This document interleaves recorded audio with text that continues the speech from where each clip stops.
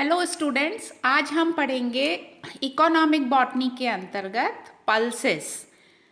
Pulses जो होती हैं वो सीरियल्स के बाद मनुष्य के भोजन में दूसरा प्रमुख स्थान पाती हैं और सभी दालें फैबेसी कुल के सदस्य हैं।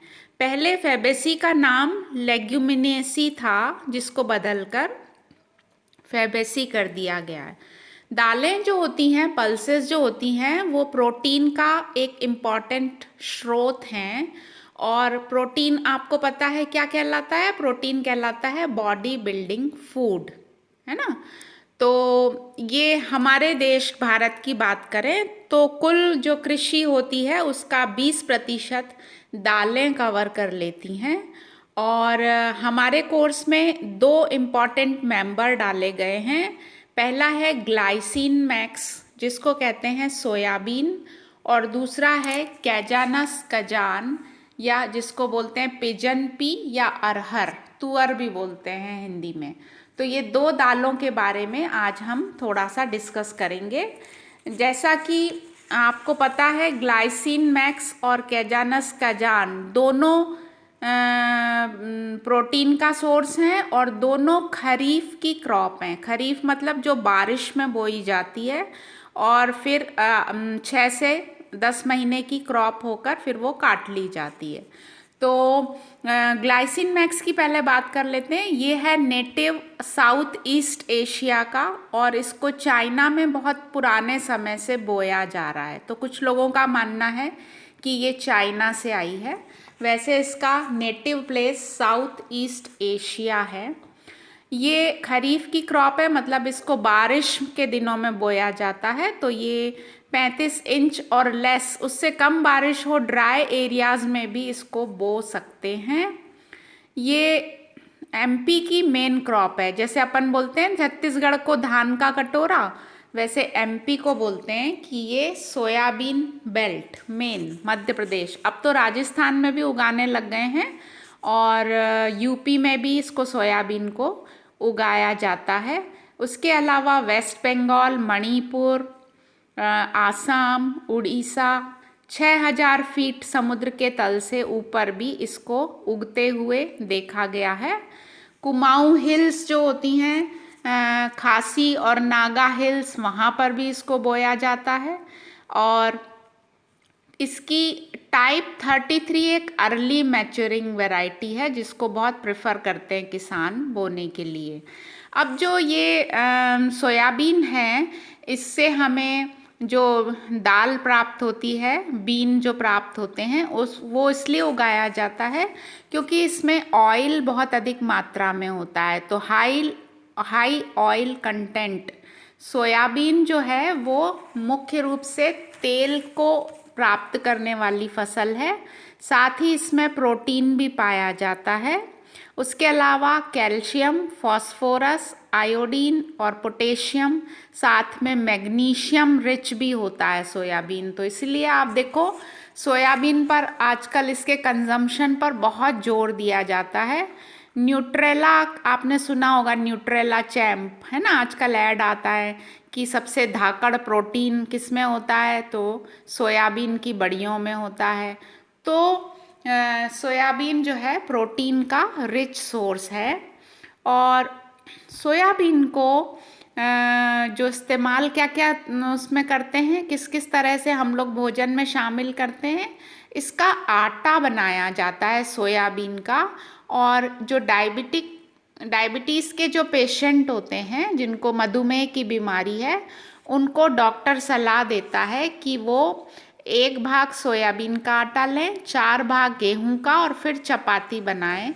तो डायबिटीज़ में उनको हेल्प मिलती है लड़ने में, ठीक है। उसके अलावा इसकी बड़ियाँ बनाई जाती हैं।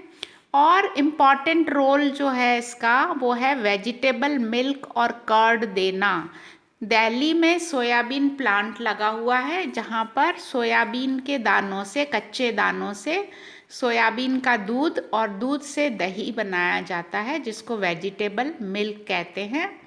इसका टेस्ट भी अच्छा होता है और ये बहुत न्यूट्रिशियस भी होता है, मतलब पोषक भी होता है। और ऑयल जैसा मैंने बता दिया, इसको तेल खाया भी जाता है, सब्जी बनाई जाती है उस तेल में। और इसके अलावा इसके ऑयल को पेंट इंडस्ट्री, वार्निश इंडस्ट्री और सोप इंडस्ट्री में यूज़ किया जाता है। तो बहुत इम्पॉर्टेंट है सोयाबीन।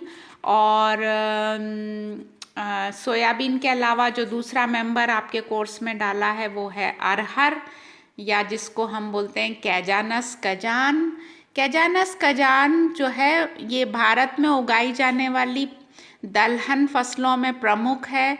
इसको जो है भारत में उत्तर प्रदेश, मध्य प्रदेश, बिहार, महाराष्ट्र, आंध्र प्रदेश और तमिलनाडु में उगाया जाता है।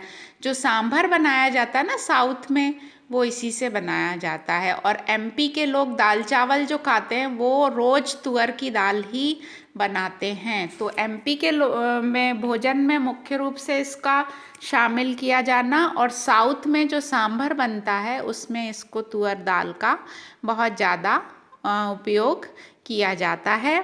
अब अरहर का पौधा एक वर्षीय भी होता है और बहुवर्षीय भी होता है। और इसकी जो पहचान कैसे होगी, इसमें 3-3 पत्तियां पाई जाती हैं, उसको कहते हैं ट्राइफोलिएट लीफ। और इसमें जो इन्फ्लोरेसेंस है वो है कोरिम्बोस रेसीम, जिसको हिंदी में बोलते हैं समशिक असीमाक्ष। तो और पत्तियां जो हैं उसमें बिंदुकृत ग्रंथियां, डॉटेड ग्लैंड्स पाई जाती हैं। तो ये हो गया अरहर के बारे में। सोयाबीन के प्लांट के बारे में मैं बताना भूल गई। ये 2 से 3 फीट ऊंचा होता है, जबकि अरहर का पौधा आधे फीट से लेकर 3 मीटर तक आधे मीटर से 3 मीटर तक ऊंचा और शाखित होता है। तो ये हो गया इसके बारे में बॉटनिकल थोड़ा सा। अब इसको मिट्टी कौन सी पसंद है? सोयाबीन को तो काली मिट्टी पसंद है क्योंकि एमपी की मेन क्रॉप है। अरहर जो है वो सैंडी क्ले लोम सॉइल में उगना पसंद करती है। इसकी जो बुआई होती है वो जून जुलाई में की जाती है और 8 से 10 महीने बाद क्रॉप काट ली जाती है। अब अरहर की जब दाल बनाना हो तो उसमें उसकी 2 मेथड बताई गई हैं। पहला है ड्राई मेथड और दूसरा है आर्द्र मेथड या वेट मेथड। तो ड्राई मेथड में क्या करते हैं कि जो बीज होते हैं उसमें थोड़ा सा तेल लगाकर धूप में 3-4 दिन सुखा देते हैं और फिर चक्की में डालकर उसकी दाल बना ली जाती है। ये करते हैं किसमें? ड्राई मेथड में। आर्द्र मेथड में क्या करते हैं, बीजों को 6 से 10 घंटे तक पानी में भिगो लेते हैं और लाल मिट्टी में मिलाकर फिर 2-3 दिन धूप में सुखाते हैं और सूखने के बाद मिट्टी दूर करते हैं और बीजों को हाथ की चक्की से दलकर दाल बनाई जाती है। तो ये 2 मेथड हैं दाल बनाने की। अरहर की दाल में 22% तक प्रोटीन पाया जाता है और इम्पॉर्टेंट प्रोटीन जो है वो यहाँ मेंशन किया है मैंने, कैजानिन और कॉन्केजेनिन, ये इम्पॉर्टेंट इसके प्रोटीन होते हैं। यूजेस की बात करें तो भोजन में दलहन का प्रमुख स्थान है। उसके अलावा इससे ग्रीन मैन्योर खाद, हरी खाद प्रिपेयर की जाती है, पशुओं को खिलाया जाता है हरी पत्तियों को और हरी खाद बनाई जाती है। इसकी जो टहनियाँ होती हैं, क्योंकि ये 6 मीटर तक ऊंचा होता है तो उससे टोकरियाँ बनाई जाती हैं सुखाकर। उसके अलावा अगर इस अरहर की एक लाइन लगा दी जाए बाड़ पर तो ये हवा को रोकती है, मतलब विंड बैरियर की तरह काम करती है। और सॉइल इरोजन आपने सुना होगा, मिट्टी के कटाव। इसकी जो जड़ें होती हैं वो बहुत घनी होती हैं और वो मिट्टी के कस के पकड़ लेती हैं, तो सॉइल इरोजन में मिट्टी का क्षरण नहीं हो पाता है। तो ये हो गया कुछ इम्पॉर्टेंट अरहर के बारे में। मृदा अपरदन बोलते हैं सॉइल इरोजन को।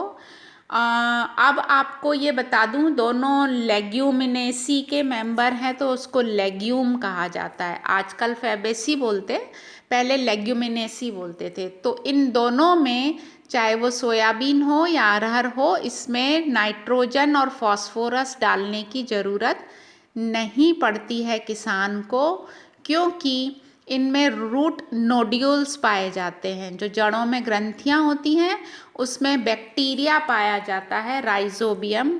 और बैक्टीरिया क्या करता है, हवा की नाइट्रोजन को नाइट्रेट और नाइट्राइट में बदल देता है, जिससे कि पौधे को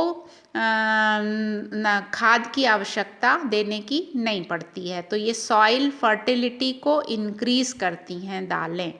तो इसलिए इनको लगाने से जो किसान का जो खेत है ना उसकी पोजीशन सुधर जाती है। तो इसको मिक्स क्रॉपिंग में लगा दिया जाता है, बीच बीच में मिक्स क्रॉपिंग, कहीं कहीं बीच बीच में दालें लगा देते हैं। और ज्वार, मक्का और मूंगफली के साथ अरहर को बोया जाता है।